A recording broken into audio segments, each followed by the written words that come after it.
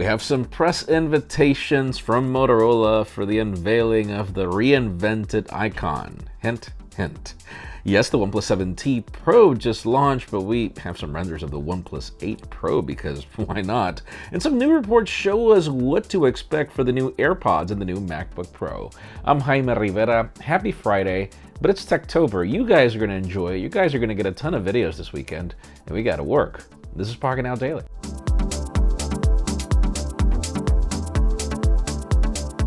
The official news today begin with deals. It's not yet about the RAZR, but I promise it will be soon. Let's start with those of you in the lookout for a mid-ranger that's okay and has a lot of potential given its modularity. There are some deals for the Moto Z4. It's currently available for 50% off, leaving it at $250 shipped on Best Buy. And here's the thing, again, you've got the Moto mods. You get 5G on that, then you get a 360-degree camera, and well, I don't know what else is really worth it to do with the Moto mods, but regardless, it's there, and it's actually not a bad phone. Battery life's actually great.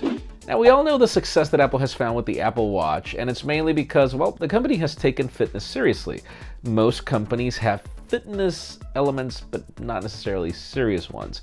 Fitbit is not one of those companies, but then again, their smartwatches are not necessarily that appealing. The thing about it is the company wants to bring users more health features, of course, and compete with that Apple Watch. According to Reuters, Fitbit is partnering with a few companies to bring irregular heart rhythm detection to their watches. With this partnership, Fitbit will get software that could detect atrial fibrillation and more other features. So many that I most likely pronounced everything wrong, and it's the main reason why I didn't pronounce the partnership, because that was also a mess. It was worse pronouncing than my name.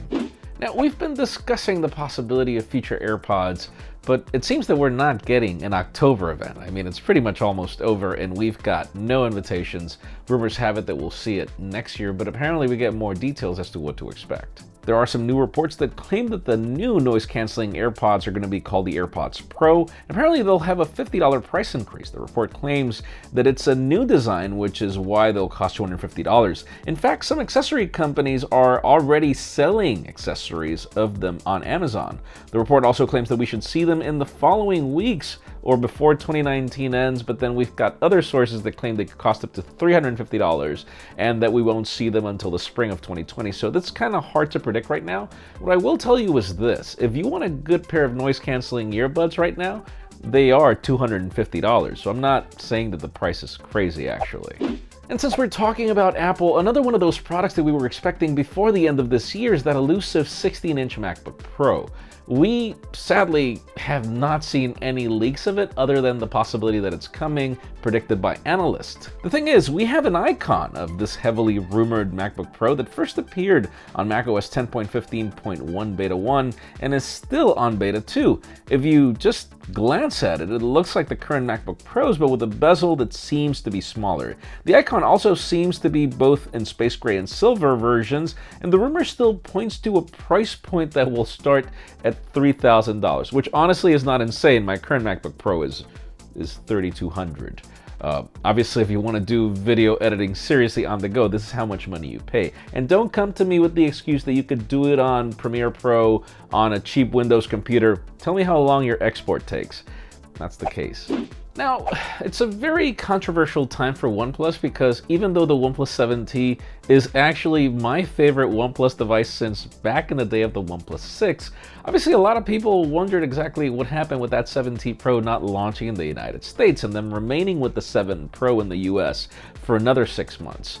Well, if you're in the market for a OnePlus device, we've already got renders of the OnePlus 8. These just emerged on OnLeaks, and the renders show a 6.65-inch display with a punch hole instead of a pop-up camera. It will also pack quad cameras instead of triple cameras in the system. Now, due to the size, it does seem that this is actually a time-of-flight sensor instead. The report also claims that we might get the launch before May, which is usually when we get the next generation OnePlus. And I hope that's the case, because usually, by that time, the Galaxy has already done enough damage. And finally, the hottest news today have to do with unicorns finally being born. We've seen so many leaks, so many reports, but it turns out that the more you dug into them, these were either concept renders or so many other things. We didn't know we were actually getting this Motorola RAZR foldable, and apparently we now are. Certain publications have just reported that Motorola is sending out invites for an event to happen on November 13th in Los Angeles, with the promise of a highly anticipated unveiling of a reinvented icon. On the GIF on the invite, we do see a hinge foldable, so it has to be the RAZR, or at least we hope that it has to be, and we also hope that the price tag is lower than $1,500. But here's the thing, if you ever use the RAZR, which I did, I know that the hinge that is shown that's been peeled off, that's actually the hinge of the original RAZR. So I know that this is what we're finally getting. My God. You should have seen us going into the Moto Z4 event just all crazy because we wanted to see that phone. People bringing the red cameras all crazy, and then we ended up getting the Moto Z4. Let us know in the comments down below. Are you excited? Are you not? Because my God, I am. This is the year of cool phones. And definitely for me, this is going to be the highlight, even if the specs suck. Guys, just like the first generation iPhone sucked, I think that if they're able to pull off a really slim design, I'd put up with it just to have that icon in my pocket. That's just me. Leave us a comment down below. We'd love to know your opinion. Friends, again, if you want to get the news earlier, follow us on Pocketnow.com and subscribe to our channel for more videos like this one. Also, follow us on social media as our extended coverage happens on Instagram, and follow me on my personal handles to see what I do with these phones. Please give this video a thumbs up if you like what you saw. I'm Jaime Rivera. Thanks so much for watching. We'll see you tomorrow.